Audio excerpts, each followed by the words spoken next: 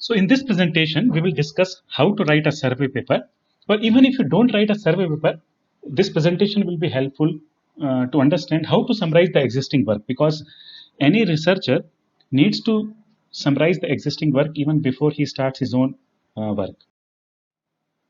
So a good survey paper is not just an annotated bibliography, because we already have many sites like Google Scholar or ACM Digital Library for that.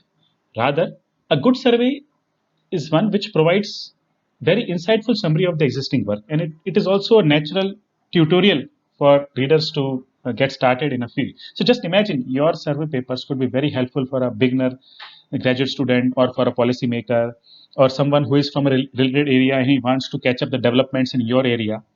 So a good survey paper should identify trends, it should derive conclusions, and also predict future challenges. I will give examples of all of this. So these are some of the steps in writing a research paper, writing a survey paper. So you should choose a topic for the survey. This is, of course, the obvious first step in writing a survey paper.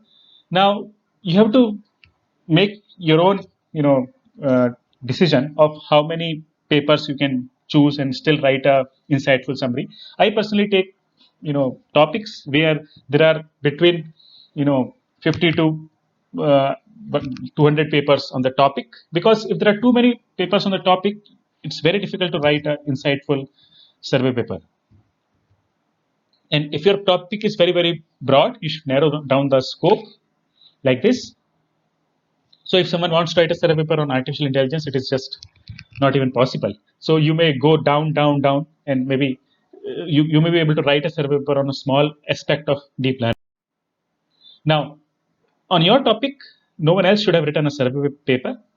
The topic should be really relevant. For example, if you write a survey paper on cathode ray tube, nobody will be interested because the topic is too old. And where you should have really expertise, and where you can highlight common principles. That means there should be a running theme in those works. That means there are some similarities and then there are some differences. So you can highlight the similarities, you can highlight the differences. But if the papers are really too much heterogeneous, there is not much you can summarize them very well. So in your survey paper, you should be very comprehensive. That means you should not miss any important development or any important proposal. At the same time, be as precise as possible. Otherwise, readers will not be even interested in reading your survey paper. So you can begin with defining the scope so that people know what your survey paper covers and what it doesn't.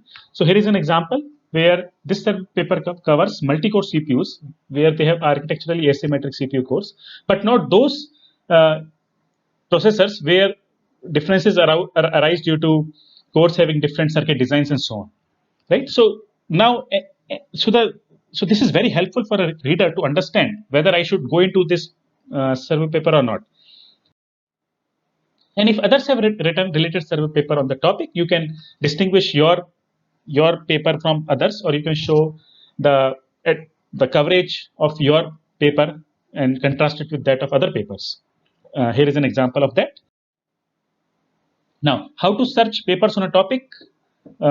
You can begin with the most influential or the first major paper on the topic. For example, in the context of AMPs, this paper by Dr. Kumar, that was the first major paper. So if you search it on Scholar and then click the cited by, then you can find all the papers which cite it, and then from this you can further filter the papers. Of course, you can also search other sites directly like IEEE Explore or other sites, Elsevier or Springer. But this gives you more focused research paper. At the same time, you must regularly read papers of published in top venues in your area. Any good researcher must do it because it helps him or her remain updated with the recent advancements in the field. And you should also attend conferences or other research meetings so to learn the latest topics of interest, so that you can know what are the recent trends. Now, so you must classify the research papers. There are two styles of classification. The first style is to select attributes or parameters and then classify all the papers on those attributes. And the second style is to take each paper and identify its attributes. So I will show example of both of these. I personally like the first style. So here, uh, what this paper does is to take this attribute. Suppose the attribute for a particular heterogeneous computing technique is whether it is dynamic or static. Now you take each paper, find out whether its heterogeneous computing technique is dynamic or static, and then you classify them under a suitable category. Another example of the same classification style is that here, we have identified not just one attribute but many attributes. For example, what is the non-volatile memory used? In what level of memory hierarchy was it used? What was the evaluation platform or the optimization objective? And then classify each paper. For example, this paper cites around 140 papers. So each of those paper is we ask the question whether it was evaluated on simulator or real hardware, and then we classify on uh, the suitable category. So the benefit here is that if a particular paper doesn't mention in which category it is easy to skip that, because sometimes the authors do not even mention particular information about their paper.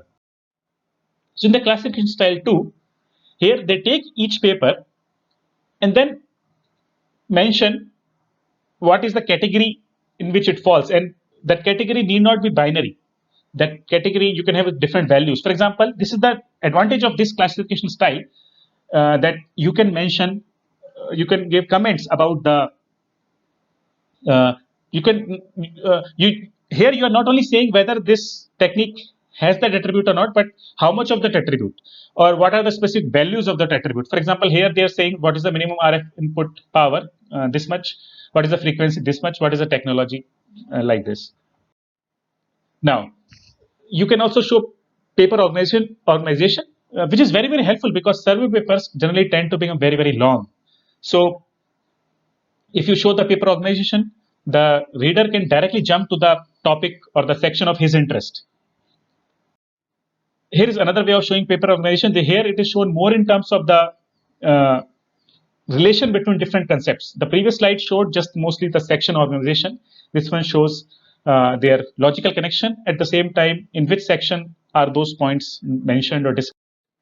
Here is another organization. Here they are showing the logical connection but not the section numbers. Here they are showing the references. And another thing which a survey paper can do, this is not required for all the survey papers. They can clarify the terminology, because sometimes it happens different researchers are using different terminology for the same thing, or same terminology for different things.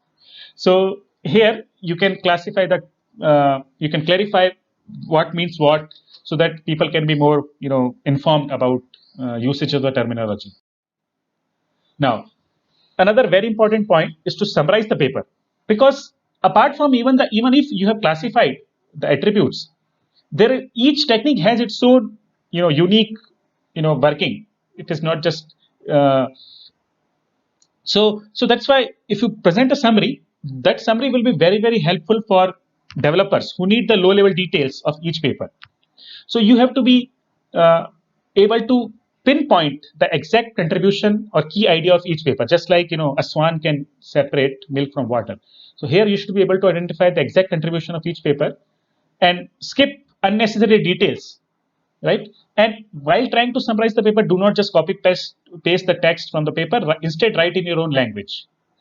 Now, uh, some people, while they summarize, they skip the experimental results. The reason is that it's difficult to compare the numeric results of one paper with another unless all the details are same. Suppose one paper claims 15% saving and another paper claims 20% saving. It's not guaranteed that 20% is better than 15%, because it's just that the other paper may have used different benchmarks or they have made different assumptions, right? So that's why uh, you can focus more on the insights or the ideas rather than the numeric results.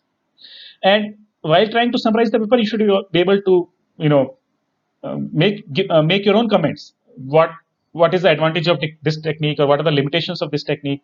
What is the specific contribution which this technique made? How it changed the research field, if at all? So that's where expertise is required.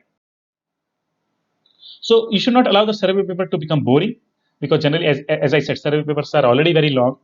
So you can include comparative diagrams and summaries, and you can organize the survey paper in different sections, so that uh, it's very logical presentation. and you may redraw their diagrams or draw new ones. Of course, you can never copy paste their diagrams. You have to redraw if you are taking. So here is an example of drawing new diagram. So here in the left, this diagram was there. The diagram on the right was drawn based on the innovations proposed by that work, and also to show it, show the comparison with the technique of Pichai et al. Now, as I said, a survey paper is mostly about similarities and differences. So here you can see the author of this survey paper is making explicit comparison. So these are all the bandwidth saving approaches. So that is the similarity, that all the approaches which are discussed in this paragraph, they're all bandwidth saving approaches. At the same time, there are differences because the technique of Jiang uses adaptive page allocation, whereas that of Meza and Gullur, they use adaptive fetch granularity. So this is the one way of showing the similarities and differences. Now, another thing which a survey paper can show is the timeline of the field. That means how the field has evolved over time. So here is one way to show what are the major improvements or major developments in the area. Here is another way how the error rate has decreased over time. So this shows that okay, that 2012 was the year of major breakthrough. Here is another way of showing the timeline of the field. Here it is broad, time periods, and from this you can see another point that they are also coming to their own focus of their own research survey paper. So their focus is investigate how deep learning applications are disrupting the network traffic control systems. So they have positioned their survey paper very nicely. This is another way of showing in which month or in which year was the particular malware discovered. Here is another very nice way of showing the timeline of the field. So this is the paper which shows the timeline of augmented reality or virtual reality developments. So here they show what are the major, either research papers or the techniques or the products which were proposed in this domain. Now, finally, you should identify the challenges in the area, because after having seen all the research paper, now you can make very important or very informed comments that these challenges or these subfields have not been addressed. So you can identify the challenges and what are the technology readiness levels, that means how much more work is required for those subtopics. And you can also summarize the lessons learned. So this will be very helpful for a new graduate student to pick up a problem that, okay, if these challenges are not addressed, I can look into those research areas. Here is another way of predicting the future evaluation of the field. So this figure is not exactly from a survey paper, but this figure is from a paper which predicted evaluation of the multi-core scaling field. So here, after studying device scaling, core scaling, multi-core scaling, and so on, they projected that the multi-core speed up will not be as predicted by the Moore's law, but it will be much lower. So this was a very important prediction which was coming true. So that means they have looked at the past, they have looked at the models and the rules to predict the future. So this will be very helpful for the researcher.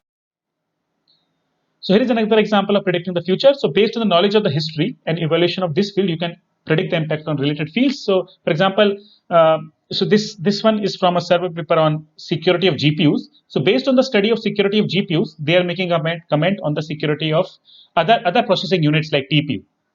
So this is helpful to give early warnings to researchers so that they can be more careful